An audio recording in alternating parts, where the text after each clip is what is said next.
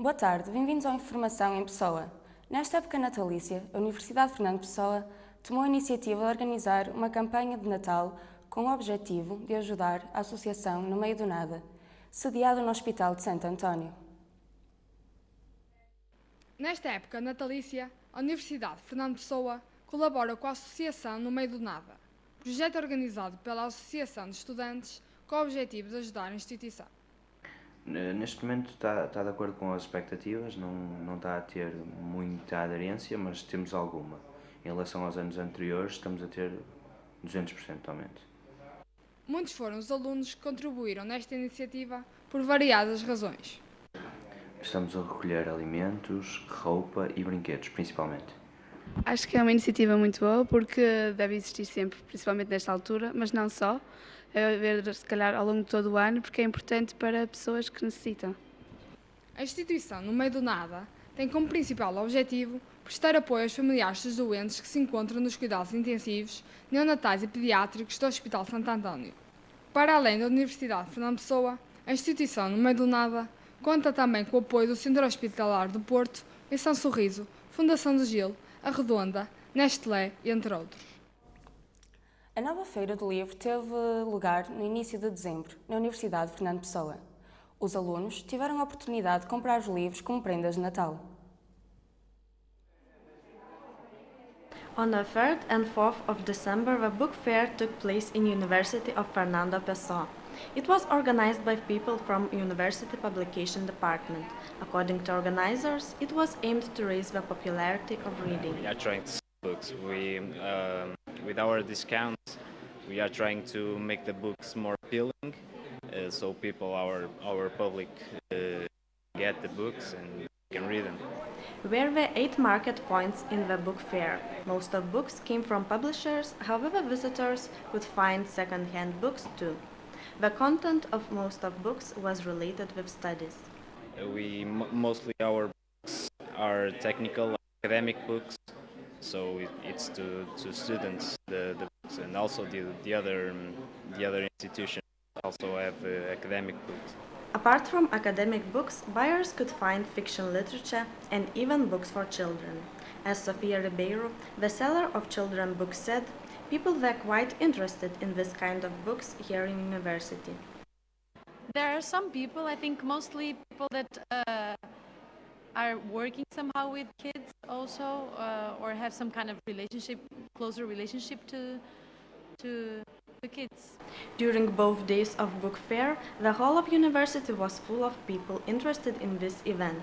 Probably some people were buying books as gifts. And why?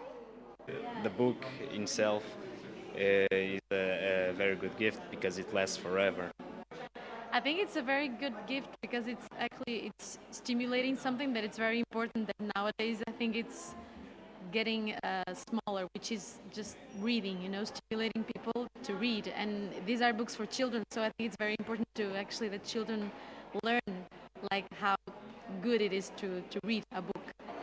According to organizers, book fair was successful and is going to be organized next year. O Jardim Arca d'Água esteve em renovação de modo a melhorar a acessibilidade ao jardim e a qualidade de vida das pessoas que usufruem deste espaço. A Praça 9 de Abril, mais conhecida como Jardim Arca d'Água, situa-se na Vila de Paranhos, no Porto. Esta designação, dada em 1929, pretende homenagear os combatentes que lutaram na Batalha de Lally, em França, na Primeira Grande Guerra. O nome mais popular, Jardim Arca d'Água ou Três Fontes, tem origem no facto de ter sido o principal abastecimento de água da cidade do Porto, e daqui saía um túnel com uma conduta que se estende até à Praça dos Leões. O facto de estar cá fez-me pesquisar um pouco sobre ele e por isso já aprendi algumas coisas sobre ele. Como por exemplo? Como por exemplo que é o lago que está a abastecer ou abastecia toda a região do Porto de água e que ali há uma série de catacumbas espalhadas pelo Porto. Este túnel, construído em 1607, não está neste momento acessível a visitas. Curiosamente, foi neste jardim que se enfrentaram em duelo Antero de Quental e Ramalho Ortigão. Antero venceu, ferindo Ramalho.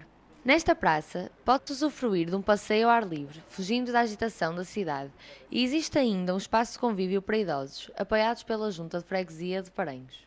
Ultimamente, foram feitas obras para melhorar o parque. É quase igual, só o piso é que modificou, que era terra, e passou o alcatrão, muito mau, mas está alcatroado. E acha que agora o jardim está melhor e se traz mais benefícios para estas horas? Sim, sim, está um bocado melhor, não há dúvida nenhuma. Primeiro não tem naquela terriço, quando chove, a gente não ia meio aos sapatos. Eu acho que para as pessoas que está mais perfeito assim do que o que estava. Porquê é que acha? Tinha altos e baixos e raízes em todo lado e agora pelo menos tem os passeios direitinhos para as pessoas passearem. Na envolvente desta praça estão sediadas a Universidade de Fernando Pessoa, a Secção Regional Norte da Ordem dos Médicos e o Ballet Teatro. Venha conhecer um dos jardins mais emblemáticos da cidade do Porto. Este jardim é a maravilha das maravilhas da cidade do Porto. Desde os tempos antigos que as pessoas precisam de assinalar datas consideram importantes. Uma das mais antigas e populares celebrações é o Natal. Christmas is one of the main celebrations in our society. Every year it brings much happiness to people who find a lot of advantages of this period. Christmas, it's all about family and being surrounded by friends and people in general. The first thing that comes to my mind at Christmas is being with my family, friends, just spend time at the streets, buying presents and just enjoying the atmosphere that you feel in Christmas. According to anthropologists, there is a deeper meaning of this celebration. Celebrations are important. They are an important element for cohesion, for social cohesion. Are important to set people together. For most of people, the atmosphere during Christmas is very exciting, holy and full of love. I feel happy, calm and excited because I love Christmas time. Even though people are not mentioning the worries and problems, the anthropologists notice some of them. This obsession for celebration is something that comes from the old times, and nowadays, due to the implementation by marketing and consumerism, which what I may assume its peak by forcing everyone to buy. Decorations are a very important part of this celebration. They give people a lot of joy and amazing atmosphere. All the streets, shops and houses are decorated. I think it's cool. It gives you a warm feeling when you are walking outside and see all of that mood, the lights, people with lights in the windows. Decorations mean to give a different look to things, to a more cheerful look at the scenery. Despite scientists' opinions that Christmas is becoming more commercial, most of people associate it with a pleasure and can't wait to celebrate this time with their families and friends. Os músicos de rua lutam diariamente para que o mérito lhes seja reconhecido e para que possam realizar esta arte sem o preconceito do público. Pela Rua de Santa Catarina passam centenas de pessoas diariamente. Aqui também se descobrem novos talentos. São vários os músicos que ganham a vida na rua, acrescentando também o gosto deles pela música, como é o caso de Carlos Maciel, de 34 anos. A paixão pela música e a procura da independência motivaram-no a tocar na rua desde 16 anos. Para Carlos Maciel, a ideia generalizada da população é que todos os músicos de rua são marginais. Eu acho que a sociedade pensa por nós em geral como, não é só como músicos de rua, mas como qualquer artista de rua que faz isto por... somos todos agarrados à droga. Somos todos arrumadores de carros que andam aí, só isso não dá para fazer o dinheiro na rua, mas andar a roubar toda a gente. Somos todos pedintes.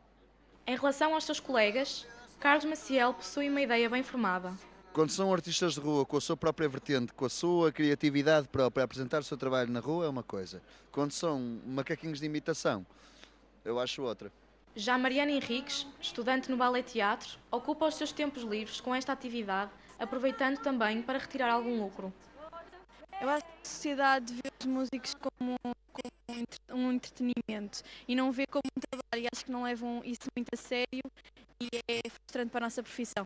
Para André Torres, existe uma discriminação da sociedade perante os músicos de rua. A discriminação, mas é a hipocrisia que vivemos, não é só em Madrid, é em Portugal, em todo lado. O artista de rua raramente é reconhecido naqueles dias, tipo dia de Natal, que as pessoas lá sentem mais alguma uma cena qualquer e dão-te mais uma moeda, mas fora isso o músico de rua normalmente não é visto com bons olhos, com os olhos que deveriam ser. Atualmente, a música de rua é mais do que uma mera atividade. É um ponto de entretenimento, de descompressão e também uma forma de dinamização do comércio de rua. Dá sempre um ar de diversão à coisa e também é uma maneira das pessoas trazerem o seu talento cá para fora.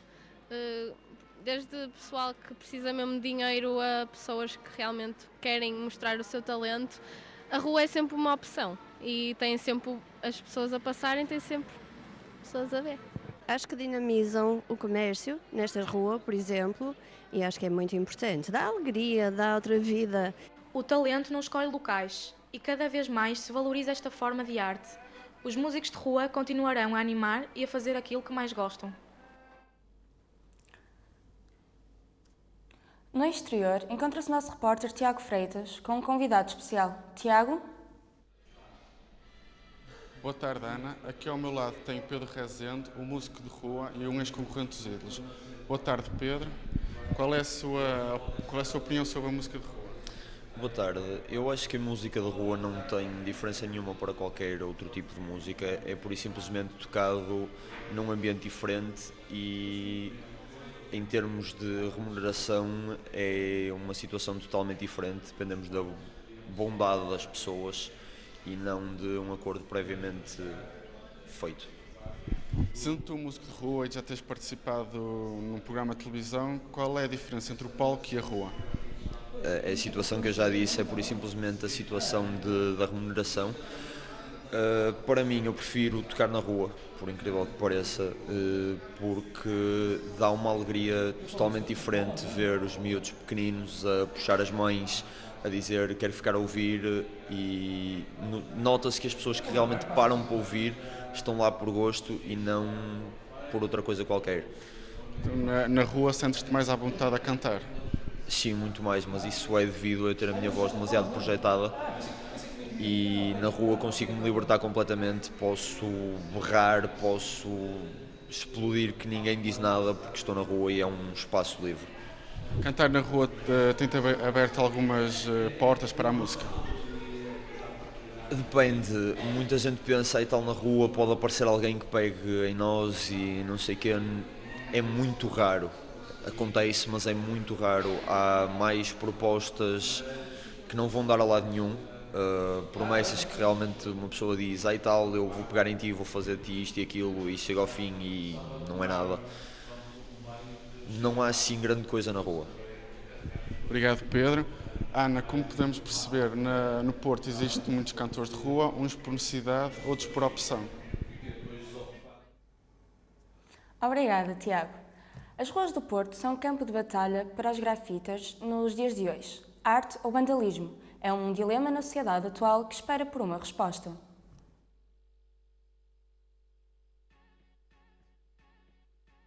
Nos meios urbanos, podemos encontrar facilmente diversas assinaturas de grafitas nas paredes, mais conhecidas como tags, e desenhos mais elaborados que outros. Estamos a referir-nos ao grafite.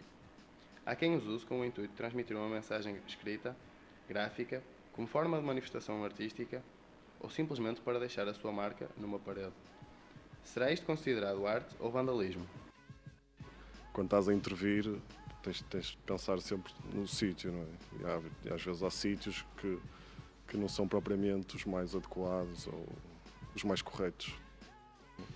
Não é propriamente por fazermos grafite ou street art que somos vândalos ou criminosos, como algumas pessoas tentam pintar, não é?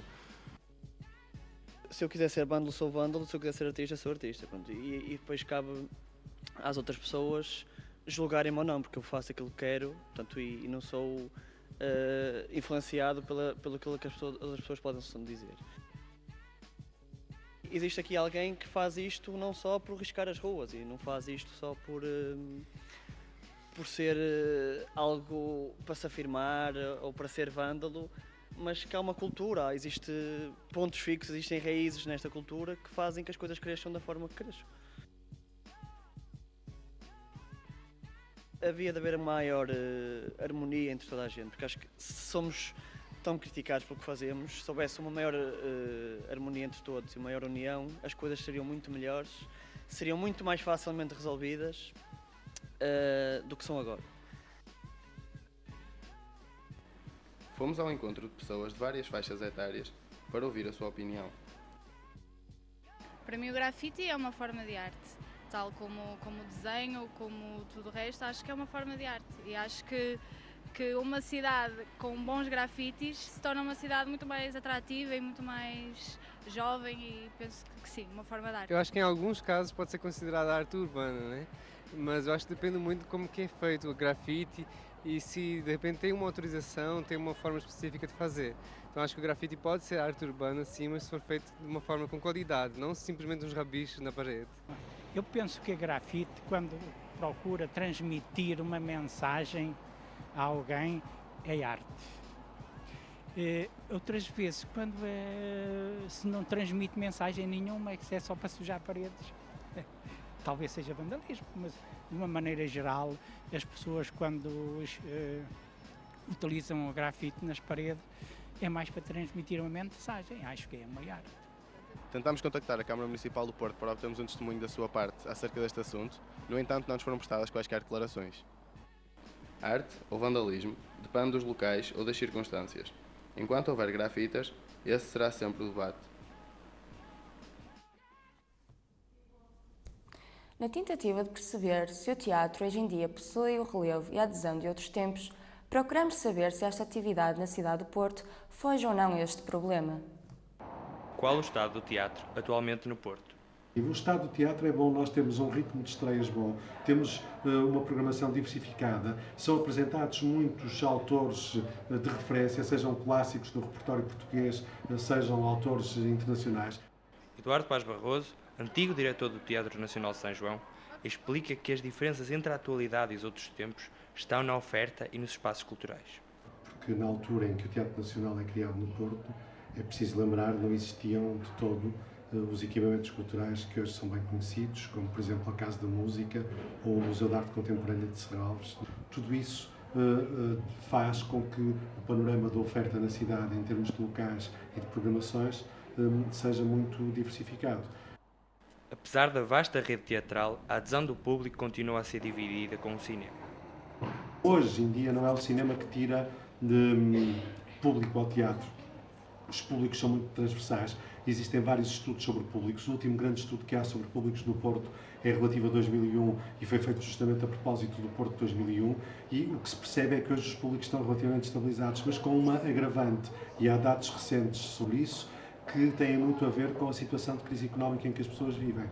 O Teatro Rivoli, conhecido a nível nacional, é, na opinião do professor Eduardo Paz Barroso, o responsável pelos problemas que têm afetado esta arte no Porto. O grande problema que existe no teatro no Porto neste momento tem um nome e é o Teatro Municipal Rivoli. A atual equipa camarária prometeu, e eu acredito que o vai fazer, devolver o Teatro Municipal Rivoli à cidade. Só que o problema é que na situação em que estamos, a estrutura de funcionamento do Teatro Municipal Rivoli, numa escala como a do Porto, conciliando os custos de gestão, os custos de manutenção e um mínimo de programação, apontariam para cerca de 3 milhões de euros. Uma das razões que as pessoas apontam para não optar pela ida a um espetáculo é o preço dos bilhetes. O que acontece é que a resposta das pessoas é que, infelizmente, não é tão boa quanto seria desejável, porque, no fundo, este ato, que é também um ato cívico de dispor de 5, 6, 7, 8, 10 euros para comprar um bilhete, ou comprá-lo em situações favoráveis, com descontos para estudantes, etc., é algo que não está devidamente interiorizado na nossa cultura. Teria que haver talvez uma motivação mais pronunciada em relação ao utente em si, para gostar mais pelo teatro. Acho que essa divulgação, em termos de custos de bilhetes, etc., acho que poderia haver aí uma incidência maior para que o povo em si goste do teatro. Apesar de todos os problemas apontados por o professor Eduardo Paz Barroso, o teatro no Porto continua a ser dos pontos fortes da cidade. O teatro no Porto não tem uma adesão tão fraca quanto isso, porque a maior parte dos espetáculos de teatro são espetáculos que estão ligados a estruturas que são subvencionadas pelo Estado, direta ou indiretamente. Isso quer dizer que os bilhetes desses espetáculos são bilhetes muito baratos e muitas vezes eles promovem parcerias com escolas, com universidades, etc. e permitem uma captação de públicos que não se repercute numa efetiva receita da bilheteira. Atualmente, a cidade não se encontra desprovida da oferta teatral, graças a inúmeros grupos profissionais e amadores que fazem por manter viva a atividade. Nós hoje temos no Porto uma oferta teatral de qualidade, diversificada e ao nível de qualquer cidade europeia. A Informação em Pessoa termina aqui. Obrigada por ter estado connosco. Desejamos-lhe o resto de uma boa tarde.